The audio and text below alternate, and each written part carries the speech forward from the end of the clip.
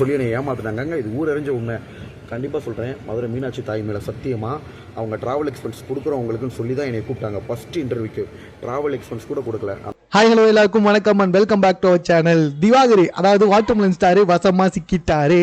அதாவது பார்த்தீங்கன்னா இதுக்கு முன்னாடி வரைக்கும் ஒரு என்ன சொல்லியிருந்தாரு, நான் அந்த பிரபலமான ஒரு யூடியூப் சேனலில் நடந்த விஷயங்களை பற்றி பேசவே வரல, அதை விட்டுருங்களேன்.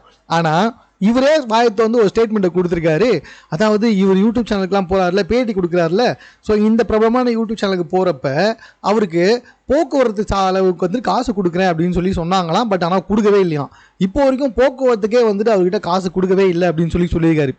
எனக்குள்ளே என்ன ஒரு கேள்வினா, எப்போவுமே நீ உன்னை பற்றி என்ன நினச்சிட்டு இருக்க, பயங்கரமான ஒரு செலிப்ரிட்டி, மக்கள் கொண்டாடுறாங்க, என் மூஞ்சை பார்த்தாலே வந்துட்டு மகிழ்ச்சி அடைகிறாங்க, என்னை வச்சு பல கோடி ரூபாயில் வந்துட்டு படம் எடுக்கணும், 50 லட்ச ரூபாய் சம்பளம் தரணும், சூரியலாம் வந்துட்டு என்னை கீழே வந்தவர், சூரியலாம் வந்துட்டு 500 ஆயிரத்துக்கு நடிச்சிருந்தவர், என்னால் அப்படி முடியாது, நான் லட்சத்தில் தான் நடிப்பேன், அப்படி இப்படின்னு பேசினேன்.